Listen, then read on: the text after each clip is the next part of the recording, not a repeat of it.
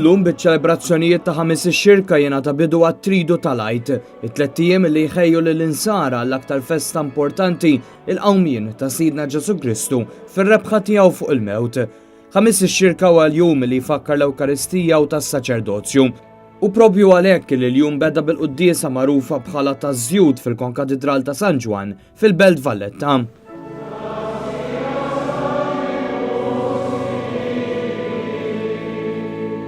Quddiem 20 ta' qassisin l-Arċisqof Charles Scicluna ddeskriva lis-saċerdoti bħala l-qaddejja tal-mulej magħżula b'mod preferenzjali biex jaqdu lill-poplu tal-Alla u kellu appell ċar lis-saċerdoti preżenti.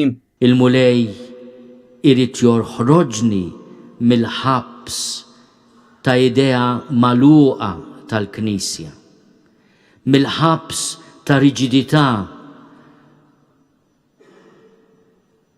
fejn uża d-dottrina tal-Knisja biex inwaddab il-ġebel u mhux biex infarraġ il-proxmu. Se nwarrab l-Alla tfolozz għax int Alla tiegħi. Mhux se nipprova nistken fil-ftaħir fieraħ tal-bnedmin, fil-likes fuq Facebook, għax il-ħarsin tiegħi huwa int. Fl-istess funzjoni tbirku wkoll iż-żjud tal-morda u tal-katekumeni u jiġi konsagrat ukoll iż-żejt tal-griżma li jibqa' jintuża fis-sagramenti matul is-sena. Fil-għaxija mbagħad kien imiss il-quddies li tfakkar l-aħħar ikla tal-mulej mal-Apostli li fiha kif jirrakkuntaw il-Vanġeli twaqfet l-Ewkaristija. Fiċ-ċerimonja li mexxa Monsinjur Arċisqof sar ukoll il-ħasil tas-saqajn fejn Monsinjur Charles Scicluna ħasel ir-riġlejn ta' 16 persuna li ħafna minnhom huma assoċjati mal-ħidma tal-Caritas, ġest simboliku li sar feluq il-50 sena ta' din l-organizzazzjoni.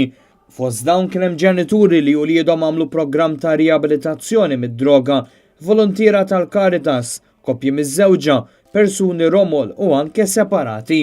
Intant aktar tard fil-għaxija bdew is-seba' visti tradizzjonali quddiem l-artal tar-repożizzjoni kif matul is-sigħat li ġejjin il-Knisja tosserva mumenti ta' talb u ġabra li waslu sal-ħin tal-mewt ta' Sidna Ġesu Kristu.